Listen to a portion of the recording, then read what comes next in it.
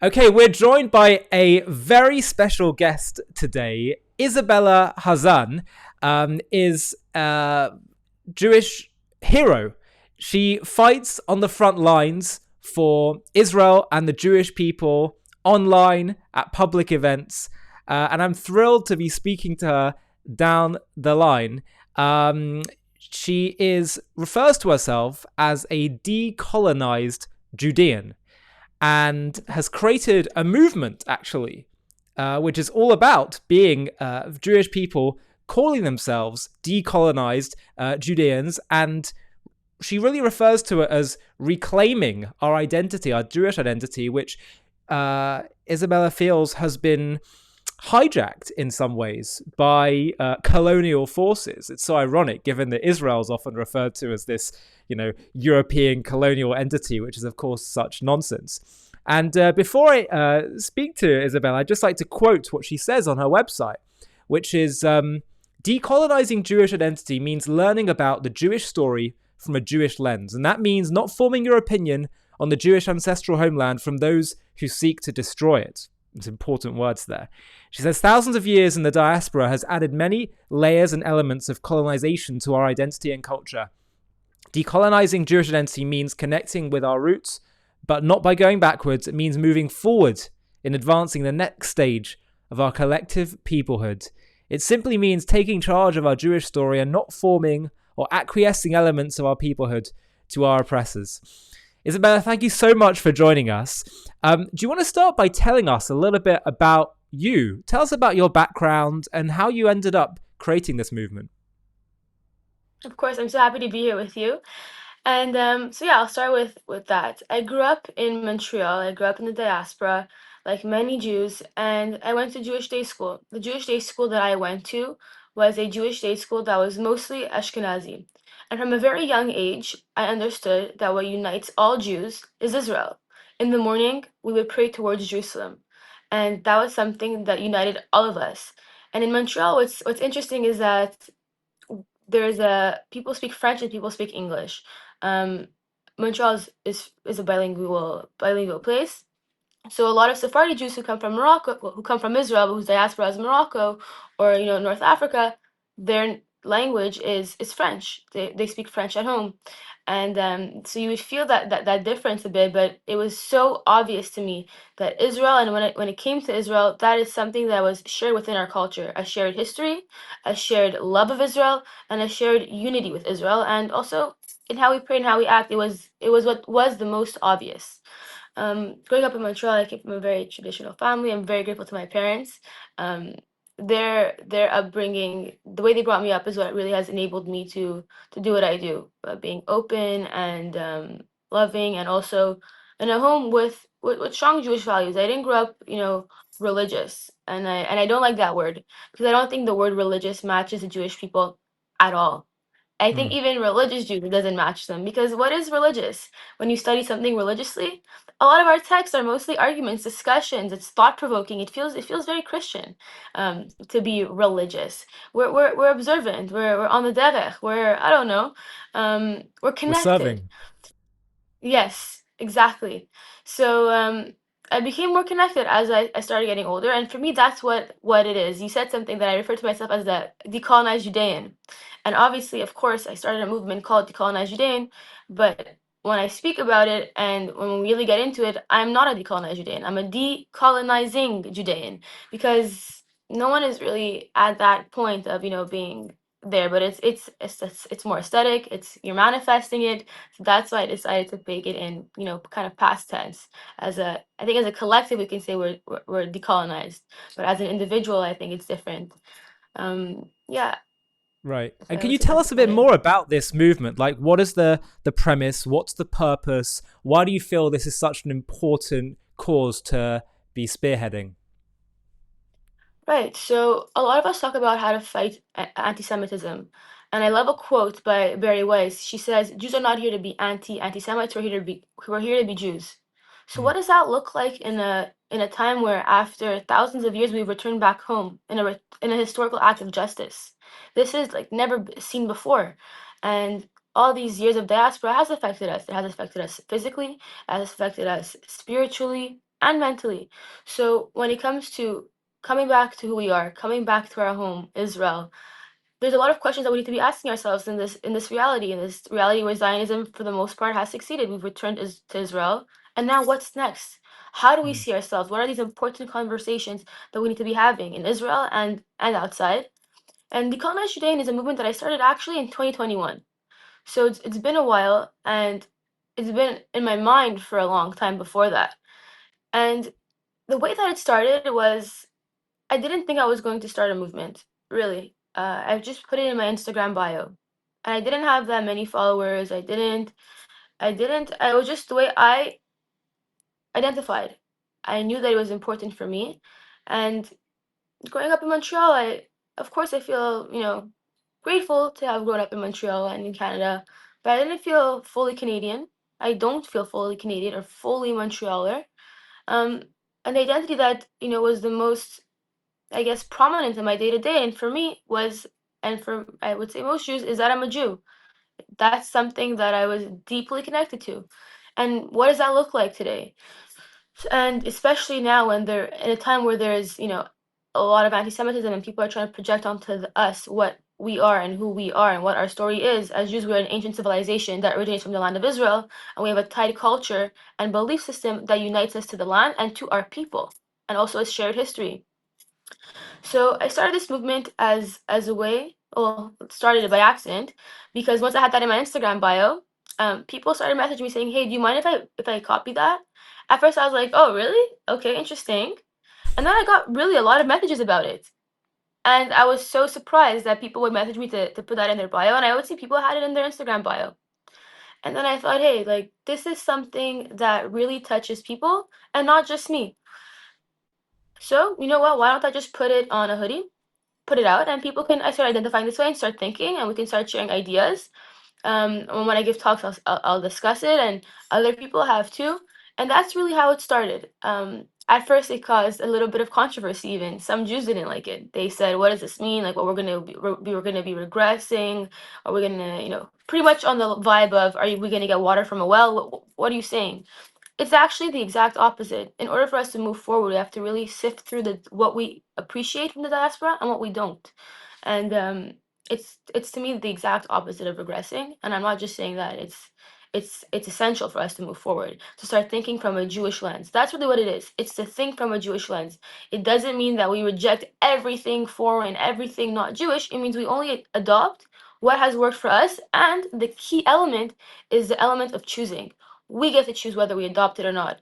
A very easy example of this is the Jewish holiday of Mimuna. Mimuna is authentically Jewish because in Morocco, there was many different traditions during Passover. Some Jews wouldn't go to others' houses, wouldn't eat there. That one wouldn't eat this one's because of this mishmash. We all have very different traditions for Passover. But at the end of the holiday, in order to say, hey, we're all good, everyone be invited to each other's house, and Muna means like to jump around to people's homes. So that's a holiday that we should keep. It was developed in Morocco, but that's our holiday. It's authentic to us, and I think the state of Israel even honors it in us. So I think Yeah. they did something Yes. official last year for this. It's relatively Yeah. new, so why not? That's on a state level. So Absolutely. that's what I Absolutely. one example. Wow. Okay. So that's a really interesting point, and I wonder what do you think are some of the ways in which Jewish identity has been colonized, as you said. Are there any particular examples that come to mind? I mean, for example, you talk about this word religious. I agree with you.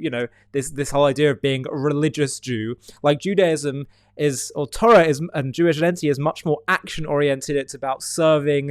It's not about, oh, look how pious I am. It's about what am I doing to serve this world. But what do you feel are some of the big things in which we've kind of misconstrued and misunderstand our Jewish identity because of 2,000 years of exile? So many examples, and when talking about this, I think a way to frame it for it to be even more tangible for viewers and for people is that when I say, colonized or decolonized, what does this mean? It means a programming. For us to deprogram, to unprogram, to undo a thought process that we have that's developed because of our experience in the diaspora. So you mentioned an example of us being, as the word religious also not being appropriate when speaking about Jewish identity. I'll take that route. Another way in which our spirituality has changed or has been affected by foreign influence is the way that we see Hashem, the way that we see God, the way that we see Borei Olam. Mm. The way we connect with God is that we see that God is one. When we say Shema Yisrael, we say Hashem Echad. In Adon Olam, Hashem Echad. In all of our prayers, it's God is one. Hu Echad and Sheni. He's one and not two. And when we speak about God sometimes, even in some classes that you would say are religious, sometimes to me it sounds that there is a God, one God, and not that God is one. Mm. And that is a very, very serious way in which that our spirituality has been affected from being in the diaspora, because that Mm. affects our relationship with the universe, with the world. We see that, and we know that there's nothing else other than Him. We believe in energies and manifesting and ways that to connect deeper. It's not like there's a God far off over there and we have to pray to this singular entity that's distant from us. We know that we have a piece of Hashem within our neshama, it's within us. And when we do good things and when we make a prayer, when we make a bracha, or when we are kinder to someone else, that spark within us gets closer and gets stronger. And I see that this is one way in which we should deprogram, where we should come closer to that authentic view of En Od Milevado. And that is a very, I think, probably one of the um, most prominent ones that I see. Maybe my diaspora experience from Morocco is something that has made me open to that because, of course, Moroccan Jews are known for imuna all the way, faith, bitachon all the way. Um, but not that's not to say that Moroccan Jews specifically don't have other things that we should and that we should collectively unprogram, um, Sure. culturally too. You know, so that Absolutely. would be one example I would say. And also, I noticed that you speak on your website and just publicly as well, talk about, far from Jews being colonialists, you try to raise awareness about pan-Arab imperialism and the history of that. Do you want to spend a moment talking about why that's important? Yeah, it's important, especially now in this climate where things are so polarized and things are very binary.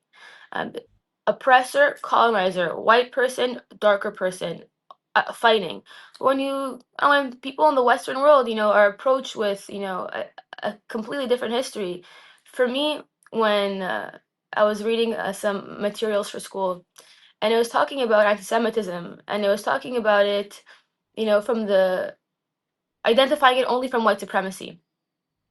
And I'm a Jew of Moroccan diaspora. The reason that my family came to Montreal is because we were forced to leave. It was no longer livable when, windows were broken and you couldn't have a business without it being bothered. Rocks were thrown at you. At the pharmacy, you couldn't really get medications like other people. That we were clearly second-class citizens. And that's not to say that there was an amazing period in the history of Morocco. This is something very sensitive. I'm just going to go with a side note because when I went to Morocco, of course, I was welcomed very warmly, and Moroccans have such a strong love and appreciation for their king. And Mm. the king of Morocco also said, that he protected the Jews. But it's important to understand when speaking about this, especially the Jews of Morocco, is that Morocco was the best of the worst. And Mm. as we know, there has been some really really bad things in our history that we've succumbed and we've been resilient and we've rised above. But when we're talking about Jewish history and being the best of the worst, it doesn't mean that Morocco was great. And Right. also, history is not linear. There was moments that were amazing, but there was moments that were less amazing. There was the Fez massacre, there was the Ujda massacre. There was periods in history where there was many pogroms, not many pogroms, in Morocco, and there was periods where people would live together. I have stories of my grandfather. His best friend was Muslim, and thanks to him, he was able to get some of his money out of Morocco, and he didn't tell anybody but his Muslim friend. So just wanted to emphasize that before moving forward, because I feel that whenever I speak about Morocco, a lot of Moroccans say, "Well, we love you," and of course we love you too. But there's to have a real and authentic relationship, especially in light of the Abraham Accord. It's important that we acknowledge this and to also Mhm. acknowledge that we're not a religion, that we're a people, and to respect that element of our identity. That's what I think is Yeah. important for cultivating that. But to go back to your question about, remind me, sorry, I went off on a tangent Pan-Arab about Pan-Arab pan-Arab imperialism. imperialism. Yes. To go back on that specifically, we're living, yes, in an era that's more polarized. And I was reading the school materials. It was mentioning how anti-Semitism is only from the lens of white supremacy, in other words, and that's just not true. It's Mm. not. My family, we also know that so many Mizrahi Jews had to flee, and those are extreme examples. But we know that the word Yahud is an insult in Arabic. So when talking one about the hate that we face, we have to first identify it to fight it, Mm. but also to understand it and to understand those cultural complexities and those nuances. So that's one reason. Another reason is now that we have the land of Israel, that we've returned home, we have to understand the history of what went on in the region. In Morocco, Jews were there, for example, before the Arab conquest, far before, living amongst indigenous peoples of the land, the Amazigh. And there's there's so many reasons as to why we should know it, but I think the two main ones would be for the identifying the hate that we face, and the second Mm. one would be understanding the region that we live in as Jews Mm. now, and not in Mm. a way that I often see used as a gotcha, in the sense of we're not colonizers. You guys are from the Arabian Peninsula, so you guys should go back to the Arabian Peninsula. We're from here.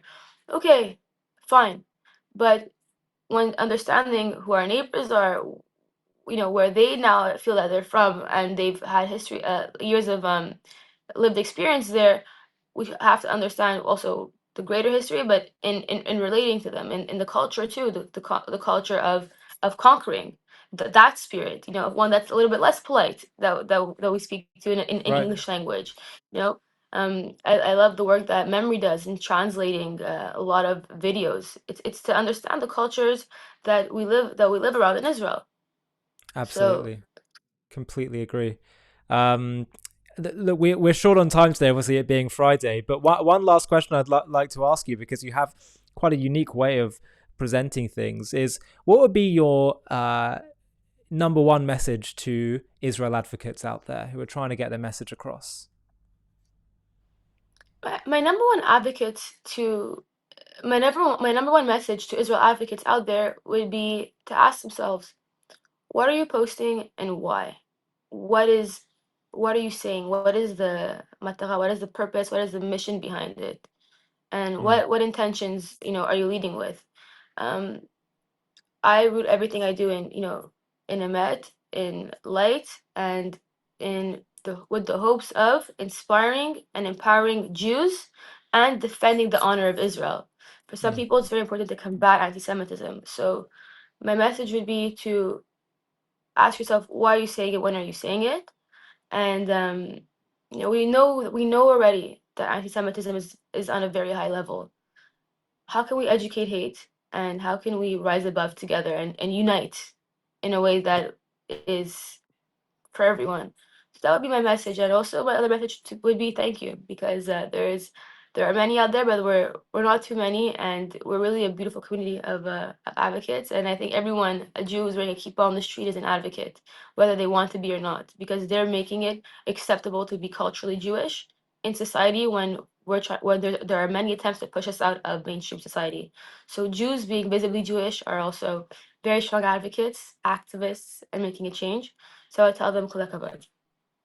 Well, that was said so beautifully, and I completely agree with you that a big part of fighting anti-Semitism is got to be not just fighting the hate, but spreading light, creating pro-Semitism, as I heard someone say. Exactly. So Ysabella, thank you so much for your time. Thank you for all the work you're doing. We'll post the links to Isabella's social links so you can follow her. But thank you so much for all you do, and Shabbat Shalom. Shabbat shalom. Thank you. If you appreciate what we're doing at JTV to share the truth about Israel and create positive associations with the Jewish people and Judaism, I want to tell you something. We are reaching millions every single week across the world, non-Jews and Jews alike. And we have a plan to grow the channel, to accelerate our growth with more presenters and documentaries. And we've launched a campaign in order to make this possible. Have a watch. The world is full of lies. That Israeli Prime Minister Benjamin Netanyahu bear criminal responsibility. The truth is under attack. Which river, which sea? So you don't know the. From the media to the UN to celebrities, lies reign supreme. But the thing about the truth is that no matter how dark a room of lies, if you light one candle of truth, it can light up the whole room. That's why I created JTV, the global Jewish YouTube channel. We have been lighting the flame of truth on social media. We believe that the key to defeating anti-Semitism isn't just in fighting the hate, but it's about creating pro-Semitism and sharing the truth. There's nothing inevitable about anti-Semitism. We just need to tell our story with confidence, pride, and love. We believe that telling the truth, exposing the lies, and sharing the wisdom and beauty found within the Jewish story and the ideas of Judaism can transform the world. We're reaching millions of people all around the world from all backgrounds and perspectives. Every day we are transforming people's views about Israel, Jews, and Judaism. How do we know? Because they tell us. But there's so much more we can do. It's time for us to build a team to accelerate our growth and produce way more content that can appeal to even more people. We want to hire more presenters, start doing documentary series, and way more. And if we do that, JTV will start competing with the other big media players who peddle anti-Israel narratives. And that's where you come in. I'm asking you to please partner with us on our journey to spread the truth to the entire world by donating whatever you can to this fundraiser.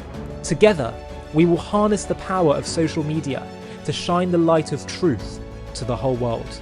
Thank you so much for your support.